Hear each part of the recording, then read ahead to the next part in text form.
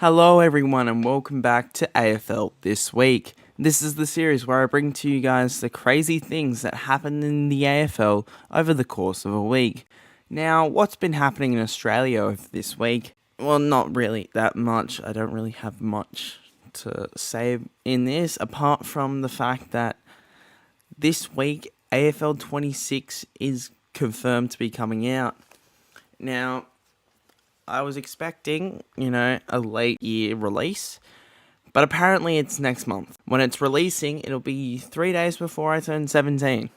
So, that's definitely on my birthday list. But I'm pretty skeptical of this release because the last time Big Ant released an AFL game, the whole game was incomplete and had many bugs at launch.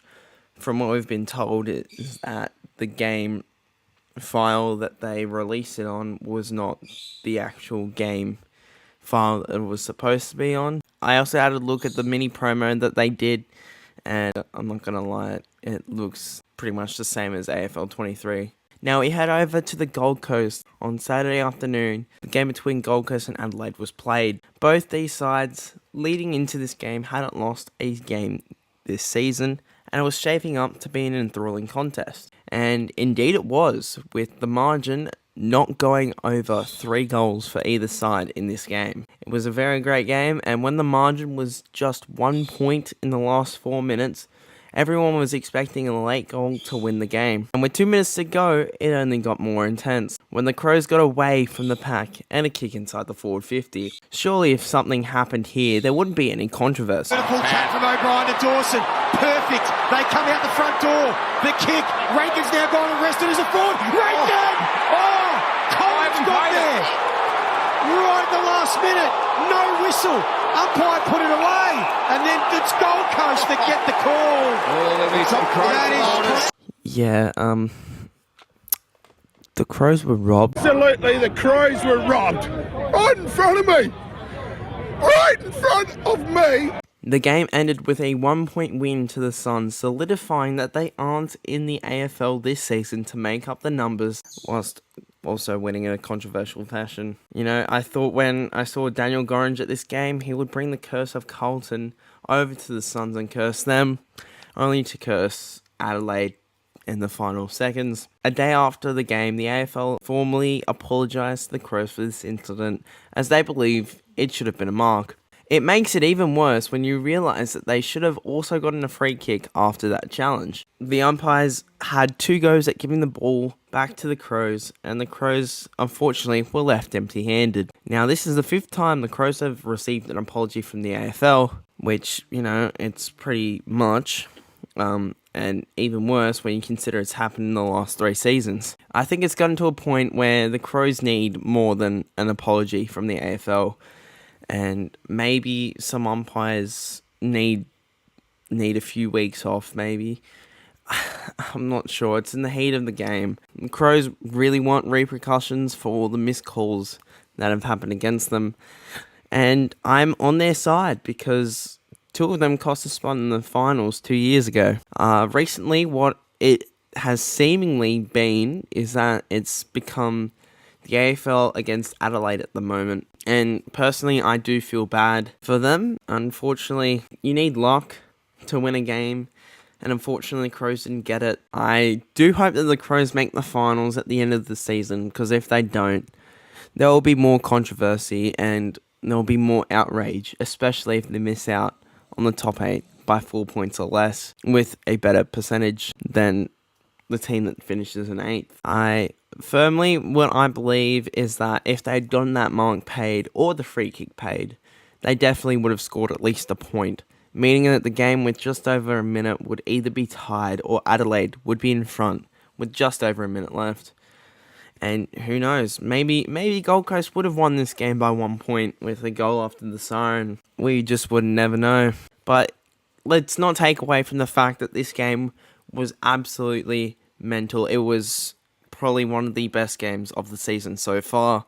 It's just a shame that there's controversy surrounding it. At the end of the game, McAndrew and Riley Thilthorpe got into a heated exchange at the end of the game where McAndrew was sort of, I don't know how to really say it, like taunting him. I can't really think of the words, but he kind of just did that to a person who kicked 5 goals on his team. I do have to congratulate the Suns on winning this game. The seasons before that, they probably wouldn't have won a game like this, holding on to a 1-point lead. It's just a shame that it happened in a controversial way. We move on to the Saturday night fixture between North and Sydney, and it was shaping up to be a very good game. Both teams had started the season 1 and 2, and the winner would go into the top 8 for the night. And this had some writing on it. This was the first time these two teams played against each other in Melbourne since the infamous interchange incident, and it would be Luke Parker's first game against his old side. Early on in the game, Luke Parker kicked a goal and showed a lot of passion before he went over to Chad Warner and tried to rouse him up. At halftime, the Swans were up by 22 points, and Peter Laddams had the opportunity to extend the lead, only to kick it towards the bench. I mean, when I was watching this, I expected him to miss. I just didn't realise it would be that bad. In the 2 games he's played in so far, he's been absolutely incredible, and it is sort of a comeback story for him. I think he hasn't gotten up to 100 AFL games yet, and the only game that he played last season was, unfortunately, our worst performance of the last 25 years, other than grand finals, let's be honest. Luckily, it wouldn't end up costing the Swans in the end, as they pulled away to win the game by 65 points in a dominant display to extend their unbeaten run against the Roos in Melbourne. In the third quarter, after Chad Warner kicked the goal, he tried to get a high five from Luke Parker.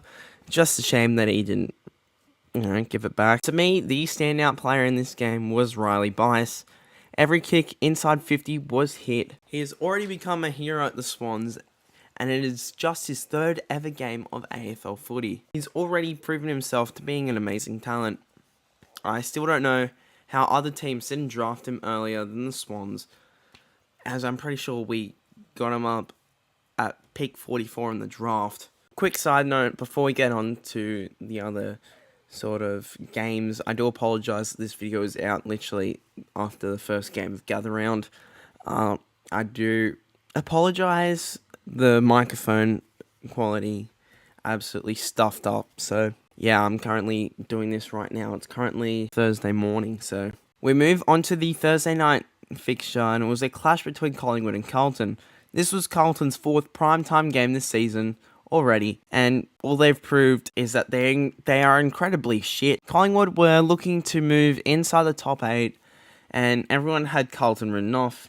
However, Carlton led this game at halftime. Now, this was the 4th time Carlton had led a game at halftime this season, going on to lose at the end of each of the games. And who would expect them to do never mind, they've done it again. Collingwood went on to win this game 63-46. And I'm not even going to lie, this game was pretty terrible, especially if you supported Carlton. They have now lost each of their last 4 times that they've been up at halftime. I don't expect that to happen next week, because if they do lose next week, I will run 10 kilometers in a banana suit and a scarf while reading a book. So if they do lose, I'm in a bit of trouble. As for Collingwood, they've turned around what happened 5 weeks ago in opening round and are looking good for the season. Just please, don't show up next week. Actually, just please don't show up on Friday night and gather round. That'd be awesome. We move over to Geelong as the Cats took on the Melbourne Demons.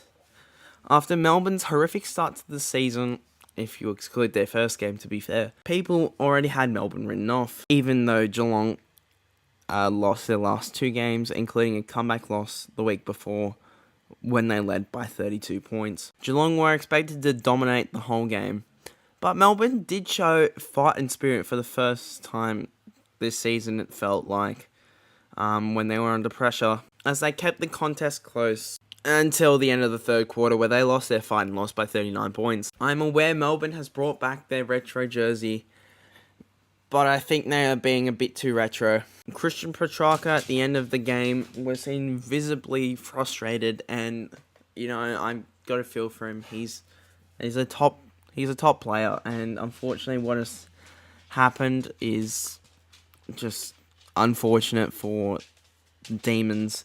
I do hope that they can get back into form, just not to beat Sydney. As for Geelong, they are back in the winner's circle in a very good way with a comprehensive victory. The MCG was host of the clash between Richmond and Brisbane. This was Brisbane's first game at the MCG since, I can't remember the last time I think it was the prelim. I don't have any memory of what happened on the last Saturday of September. Anyways, they're expected to dominate this game against the Tigers. And do you guys think Richmond will put up a better performance than the Swans did against the Lions at the MCG? Oh wait, never mind, they did. Brisbane did get the win, but Richmond put up a massive fight. They were in the game for most of the contest, except for the third quarter. It's still an amazing achievement for a growing Richmond side to put up that fight against a very top side, scoring 90 points on them, even though they did concede over 100. But it is a very good sign for the future, and I will say this right now, if Brisbane misses the finals, I will run 20 laps of my local AFL field and then get milk poured on me. Next off the line was Zorko. Ashcroft has a good look. Oh no! That is incredible! Simply We move on to NG Stadium for the clash between GWS and West Coast. The attendance was going to be lower than usual as they had to take out the temporary seats, and it still looked empty. And it was a pretty boring game for neutrals as this ended exactly how people thought it would go.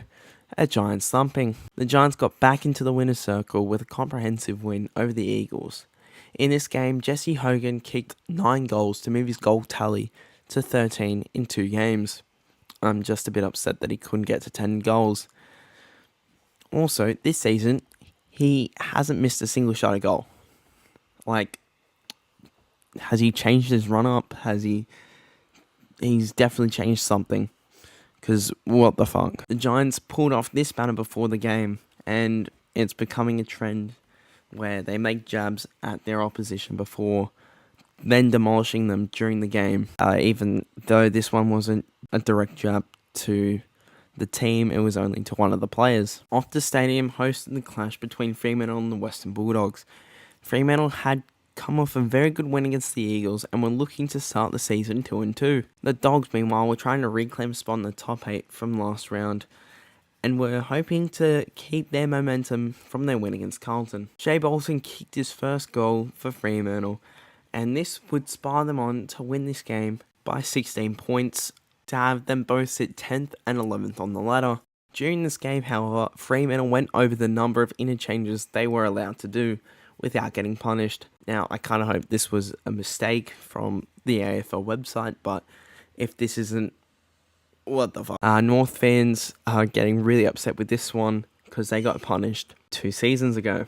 I don't know how this even happened. Port hosted St Kilda at the Adelaide Oval for the 3:20 PM clash on the Sunday. Port decided to bring back a classic jersey, and there were people already writing St Kilda off, even though they had come off wins against Geelong in an 82-point win over Richmond. And the people who wrote off St Kilda started to regret their decision as the Saints started this game strong, getting out to a 4-goal lead at quarter time, and at halftime for that matter. It was as if Port just couldn't break through the Saints' pressure.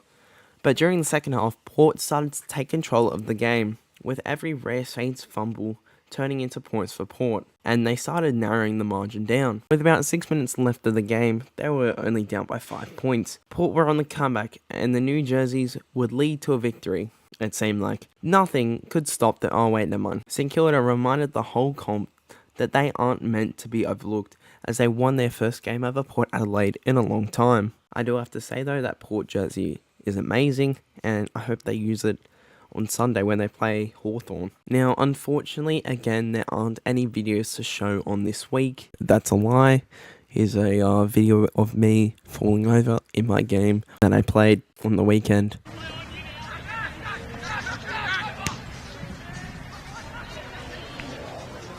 If you have any videos that you want me to have a look at on this